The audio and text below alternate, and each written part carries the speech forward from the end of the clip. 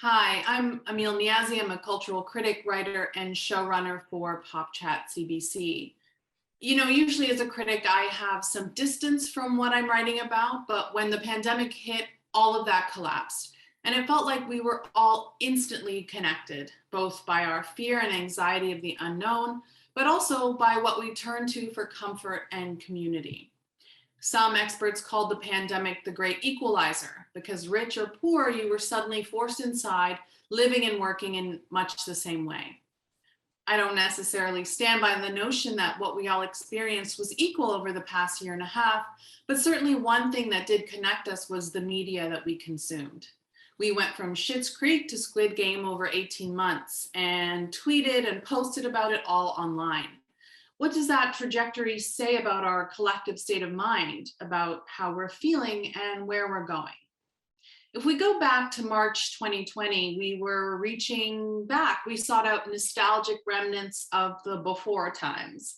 We rewatched New Girl and The Office, and as things worsened, we sought solace in slower, tender shows like Schitt's Creek, a perfect distillation of simplicity and optimism in the face of massive change.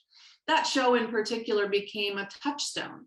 The Rose family suddenly became a necessary source of joy, a way to break up the sense of panic, and finally, a reason to stop doom scrolling for at least 30 minutes.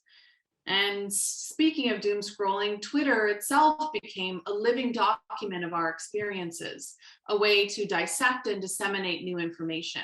People shared their harrowing experiences with the virus, checked case counts hourly, posted photos of our ever-increasing screen times clocked by our iPhones. I myself spent hours on the app every day, sharing my fears as a freelancer, as the mother of a toddler, and of my increasing anxiety of giving birth in the middle of a pandemic. But social media and WhatsApp helped connect me to other pregnant women, where we shared updates on who was allowed into the hospital with us, the protocols at birthing centers, and what extra precautions we should be taking. Strangers on Twitter even sent me postpartum aids I couldn't get in Canada. Someone mailed me a care package for the hospital. These are people that I had never met. And after I gave birth to my daughter in the summer of 2020, I was compelled to share a photo of the two of us on Twitter right after it happened. That's something I never would have done pre-pandemic. But the people on this app had become as close to me as anyone else in the last year, part of my community of care. And once the summer came, we started to turn away from nostalgia. As Black Lives Matter protests took over city streets following the murder of George Floyd, it suddenly felt necessary to engage with social media in a different, more urgent way. People posted Black squares and demanded allyship in a very visual, present way. Reality TV, something that we all consumed a lot of last year, got a big dose of reality itself and was forced to reckon with everything happening in the world. And because of that engagement with reality, it suddenly became some of the most compelling television. Real Housewives and rich trust funders on Big Bravo reality shows that had previously been mindless diversions like Below Deck and Southern Charm had to have uncomfortable but meaningful conversations in real time. And it was incredible to watch. The winter was bleak, but enter Ted Lasso. Even though the show premiered in August, it took off closer to the end of the year when we were desperate for optimism and hope, and once again sought out tenderness. But the emergence of a vaccine turned social media back into a critical resource. In Ontario, intrepid Twitter accounts made it possible for thousands of people to find appointments and obtain their jabs in a timely way. Social media was a lifeline, a survival mechanism. And now, as we are slowly making our way back to the old world, attempting to reclaim the past, a cynicism has sort of come to dominate our consumption. Last year at this time, we were embracing Ted Lasso.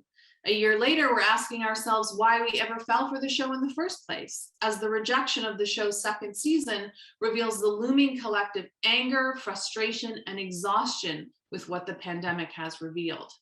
The inequality that we can no longer ignore is the elephant in the room, and it colors our media. So it makes sense that as we close out a second year of this pandemic, a show about desperation, inequity, and the fight for survival in a cold capitalist climate is the most popular show in the entire world. Yes, I'm talking about Squid Game, which hit #1 in 90 countries, reaching hundreds of millions of households. The show comes at a time when the pandemic is changing again. And like I said, we're slowly returning to how we used to live.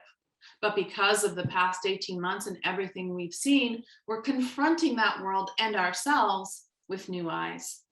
What we watch has changed, but in return, we have changed the content that we consume, demanded it be more reflective of what we've experienced. And I'm excited to see where this will take us and how it will not only inform the media we make, but how we make it. Thank you.